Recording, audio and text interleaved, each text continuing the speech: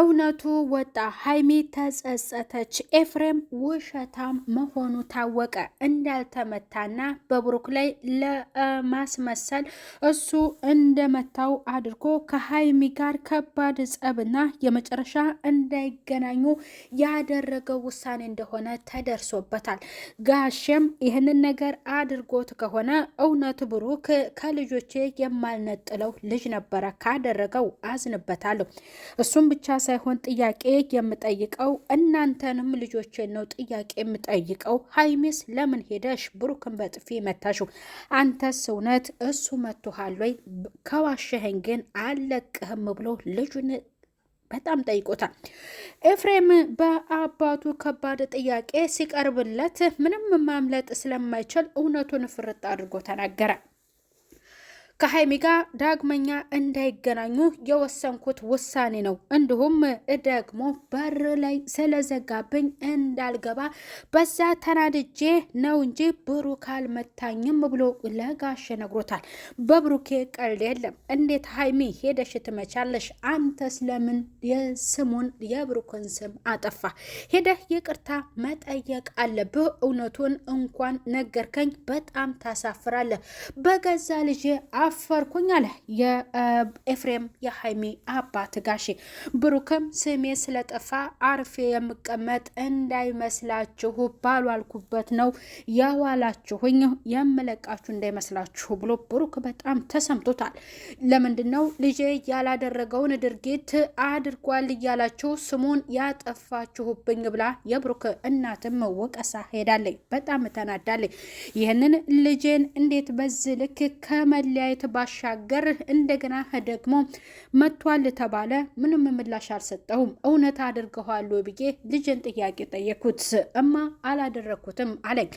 እንደገና ደግሞ በማስመሰል እውነቱን ስትደርሱበት እንዴት እንደዚህ ታደርጋላችሁ ብለው የብሩክ እናት በጣም ተነደዋል። የልጅን ስም ለምን ታጠፋላችሁ በማለት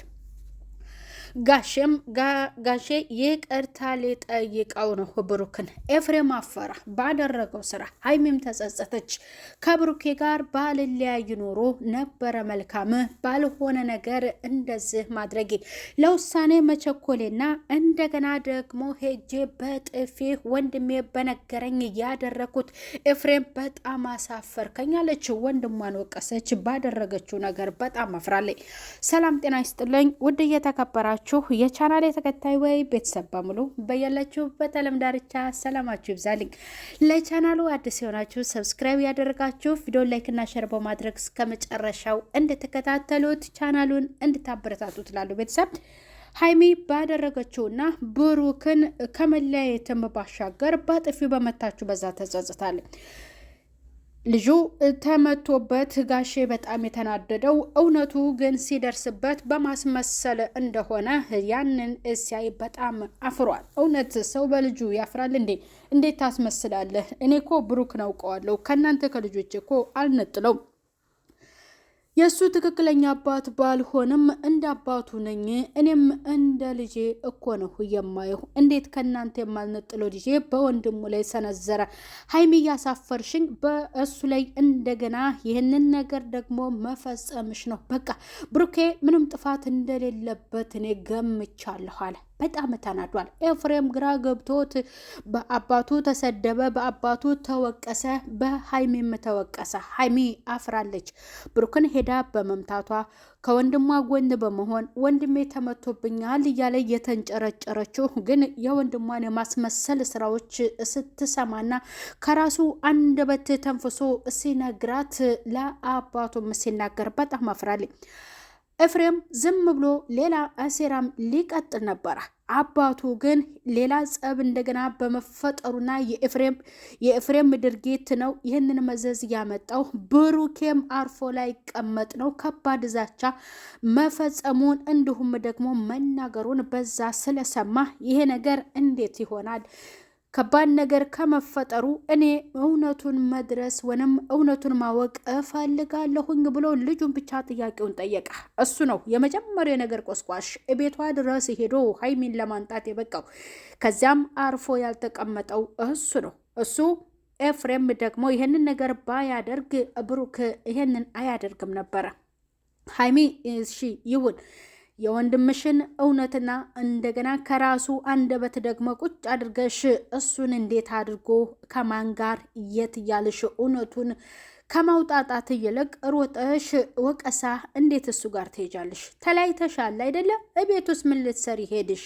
በማለት ደግሞ ጋሼ ሀይሚን ጥያቄ ጠይቋታል።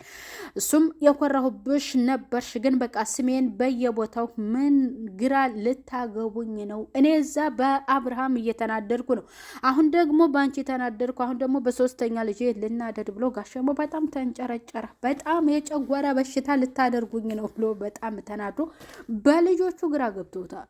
ሀይሚ ያደረገችው ነገር በጣም ያሳፍራል። ብሩኬም ትክክለኛውን ነገር ለጋሽ ነግሮታል።